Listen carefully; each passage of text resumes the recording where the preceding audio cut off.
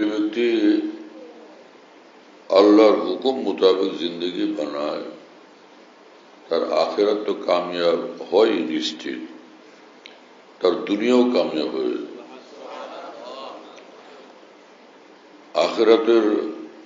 আখেরাতমুখী জিন্দগি বানানোর কারণে তার দুনিয়াকে আল্লাহ পাক সুন্দর, সফল, সহজ এবং সম্মানিত করে দেন। কোনো বাদশার সঙ্গে যে থাকে আর বাদশাকে মান্য করে, শ্রদ্ধা করে, ভক্তি করে, তার খেদমত করে, তার আনুগত্য করে, আদব শ্রদ্ধা করে, উঠতে বসতে তার কথা মানে, তার খেয়াল রাখে, তো বাদশাহ তার প্রতি সন্তুষ্ট হয়ে যায়। বাদশাহ যার প্রতি সন্তুষ্ট হন তার সুখে দুঃখে বাদশাহ নিজেই খেয়াল রাখে। ওই লোক তখন বেফিকির হয়ে যায়, নিশ্চিন্ত হয়ে যায়, সর্বহাল এসে আরামে থাকে।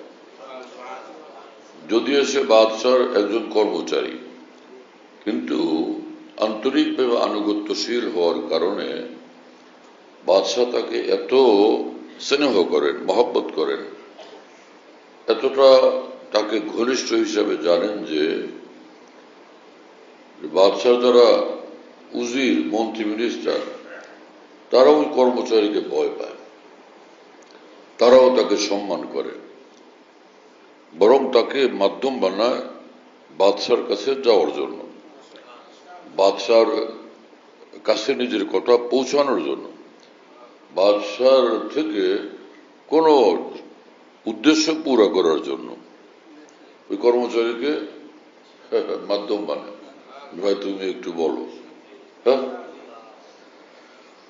তো দুনিয়াতে যে একজন বাদশাহ তার আনুগত্যশীল কর্মচারীর প্রতি, খাদেমের প্রতি বাদশার এই যে সুদৃষ্টি, সেটা কত মূল্যবান। তার সমস্ত বাদশাহ মহান আল্লাহকে যে বান্দা সর্বক্ষণ খুশি রাখে, তো আল্লাহ পাকের নিকট তার মর্যাদা তাহলে কতটা হবে। কারণ সকল সুন্দর গুণাবলী, হ্যাঁ, পূর্ণতার সকল গুণাবলী তো মৌলিকভাবে মহান আল্লাহ পাকের মধ্যে। সব সুন্দর গুণাবলী কামেল ভাবে আছে মহান আল্লাহর মধ্যে।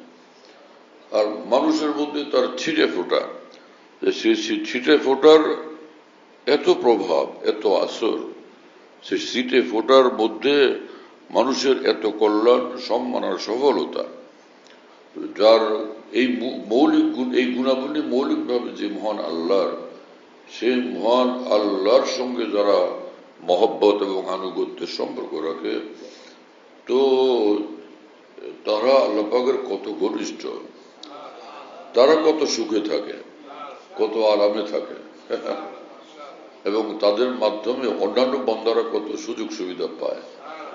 হ্যাঁ, আল্লাহকে মাননেওয়ালা বান্দা, তাদের মাধ্যমে অন্য বান্দারা কতটা সুযোগ সুবিধা পায়। অর্থাৎ আল্লাহ পাকের আউলিয়া কেরাম যারা, মুত্তাকিন বান্দা যারা, মুনিবিন যারা, তো তারা নিজেরাও সুখে থাকে, তাদের কারণে আল্লাহ পাকের অন্যান্য বেশুমার বান্দারাও সুখে থাকে, তাদের উসিলে আল্লাহ পাক অন্যদেরকেও দেন। রাসূল আকরাম সাল্লাল্লাহু আলাইহি ওয়াসাল্লাম বলছেন, লা তাকুমু আস-সাআ হাত্তা ইয়াকুল আহাদ আল্লাহ আল্লাহ। কিয়ামত কায়েম হবে না, এই পৃথিবীটা ধ্বংস হবে না ততক্ষণ পর্যন্ত, যতক্ষণ পর্যন্ত এই পৃথিবীর কোন একটা বান্দাও আল্লাহ আল্লাহ বলবে, আল্লাহ আল্লাহ বলবে। এই হাদিস পাক থেকে প্রমাণিত হয় আল্লাহ পাকের জিকির ওয়ালা বান্দা যতক্ষণ পর্যন্ত এই জমিনে থাকবে, কিয়ামত আসবে না। মানে আল্লাহ পাকের জিকির কিয়ামত আসতে দিল না, এই পৃথিবীকে ধ্বংস হইতে দিল না। তা আল্লাহ পাকের জিকির এত দামি, কিয়ামত আসতে পারলো না, এখনো পৃথিবী ধ্বংস হইতে পারলো না, তাহলে সেই জিকির ওয়ালা বান্দাকে আল্লাহ পাক কতটা রহমতের ছায়াতে রাখেন।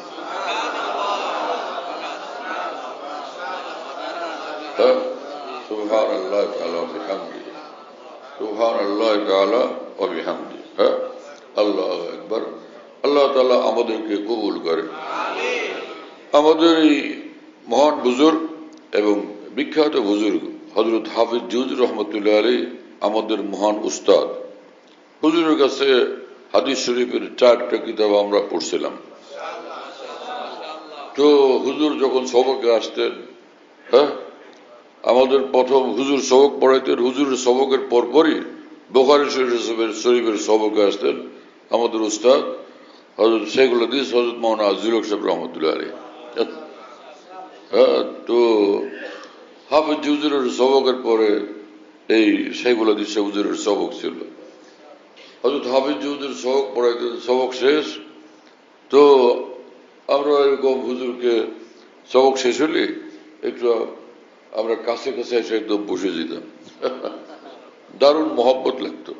আর আমাদের সাথীরা অনেকে মহব্বতের চোটে একদম কাছে গিয়ে হুজুর গায়ের সঙ্গে লেগে যেত, গায়ে লাগে আরো এরকম লাগাইতে চলে। আমি অবাক হইতাম, জালেমের দল তোমরা করো কি? মানে ওরা মহব্বতের জোশে নিজেকে সামাল দিতে পারতো না। এক আল্লাহওয়ালাকে দেখলে ভীষণ মহব্বত লাগে, কি যে করতে ইচ্ছা করে। ওই সময় আমি বললাম যে হযরত একটু নসিহত করে দিতেন আমাদেরকে। হাফিজ হুজুর বললেন যে সর্বহালে আল্লাহকে ইয়াদ রাখো। হ্যাঁ, সর্বহালে আল্লাহকে ইয়াদ রাখো, আল্লাহকে স্মরণ রাখো, এক মুহূর্তের জন্য আল্লাহকে না ভুলে যাও। আল্লাহু আকবার, কি নসিহত! হ্যাঁ, যে मैं जहां जाता हूं फिरता हूं दिल में यार को मेहमा किए हुए रोए जमी को पूछा जाना किए हुए। যেখানেই যাই অন্তরে আমার আল্লাহ, আমার আল্লাহর ভালোবাসা, অন্তরে আল্লাহ পাকের প্রতি এক টান, এক বেচैनी, এক বেকুলতা। হ্যাঁ, দিলে মুস্তারিব का ये पैगाम है तेरे बेसुकून है न आराम है। হ্যাঁ, আল্লাহর মহব্বতে ব্যাকুল দিল সর্বক্ষণ বলতে থাকে, হে আমার মাওলা, আপনাকে ছাড়া আমার কোনো শান্তি নেই, কিছুই ভালো লাগে না, আরাম লাগে না। হ্যাঁ, সুবহানাল্লাহ বিহামদি। प्यासा चाहे जैसे आवे सर्द को तेरी प्यास उससे भी बढ़कर मुझको। আল্লাহ, পিপাসিত মানুষ, হ্যাঁ, গরমের মধ্যে ঠান্ডা পানির জন্য যেরকম ছটফট করতে থাকে, আপনার আপনার জন্য এর চেয়ে তীব্র পিপাসা আমাকে দান করেন। আপনার জন্য এর চেয়ে আমি বেশি বেচैन থাকি, ব্যাকুল থাকি, অস্থির থাকি, বেকরার থাকি। হ্যাঁ, যার দিল এরকম মাওলাওয়ালা, আল্লাহকে পাওয়ার জন্য বেচैन, সেই বান্দা গুনাহ করবে কিভাবে? সেই বান্দা আল্লাহ পাকের হুকুমের বাইরে যাবে কিভাবে? আল্লাহকে নারাজ করবে কিভাবে? হ্যাঁ, তবে টাকা পয়সা ধন দৌলত হইলে তো মানুষ নিজেকে ভাগ্যবান মনে করে।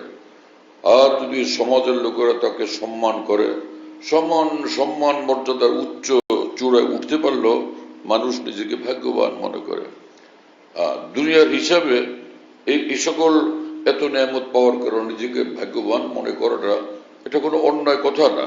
কিন্তু কোরআন হাদিসের দৃষ্টিতে, আল্লাহ রসুলের দৃষ্টিতে প্রকৃত ভাগ্যবান ওই মানুষ যা আল্লাহকে সর্বদা রাজি রাখে।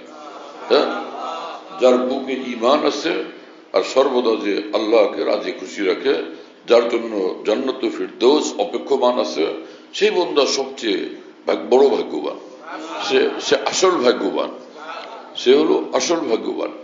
কারণ এই সকল মানুষ যারা দুনিয়ার কোনো দ্বন্দ্বলত পাইল, বড় কুর্সি পাইল, বড় চেয়ার পাইল, তো দুনিয়ার জীবনের সুখ শান্তি এবং দুনিয়ার জীবনের সম্মান সে পাইল, কিন্তু যদি সে দিন মোতাবেক না চলে, আল্লাহ পাকের হুকুম মোতাবেক না চলে, আল্লাহ পাকের পছন্দ এবং মর্জি মোতাবেক না চলে, তো পরকাল জীবন তো তার সুন্দর এবং কামিয়াব হবে না। হ্যাঁ, এজন্য দুনিয়ার জীবন তো সংক্ষিপ্ত জীবন, একদমই অল্প কয়েকদিনের জীবন। আসল জীবন তো হলো পরকালের অনন্তকালের জীবন, পরকালের অনন্তকালের জীবন, যেখানে যাওয়ার পর আর কোনো শেষ নাই। অনন্তকাল আমাদেরকে সেখানে থাকতে হবে। जैसी करनी वैसी भरनी है जरूर, कब्र में मैयत उतरनी है जरूर, कर ली जो करना आखिर मौत है, एक दिन मरना आखिर मौत है। আমাদেরকে দুনিয়ার থেকে বিদায় নিতেই হবে এবং যা আমরা করব এই দুনিয়াতে যেরকম করব সেরকম ফল সেখানে আমরা ভোগ করব। ভালো করলে আমাদের ভালো রেজাল্ট আসবে, আর খারাপ করলে খারাপ পরিণতি আসবে। আল্লাহ আমাদেরকে হেফাজত করেন, আল্লাহ আমাদেরকে বাঁচান। এজন্য দিন আসে, রাত আসে, দিন আসলে তখন খেয়াল করতে হবে এই দিনটা যেন আল্লাহ পাকের সন্তুষ্টিওয়ালা আমলের দিন হয়। হ্যাঁ, এই রাতটা যেন আল্লাহ পাকের সন্তুষ্টিওয়ালা আমলের রাত হয়। এই সকাল এই সন্ধ্যা যেন আল্লাহ পাকের সন্তুষ্টিওয়ালা সকাল এবং সন্ধ্যা হয়।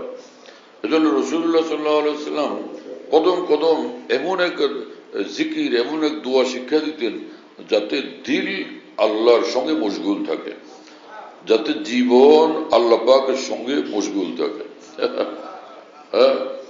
আসবাহনা ওয়া আসমাল মুলকু লিল্লাহি রাব্বিল আলামিন, দোয়া শিক্ষা দিচ্ছেন রাসূল পাক সাল্লাল্লাহু আলাইহি ওয়াসাল্লাম।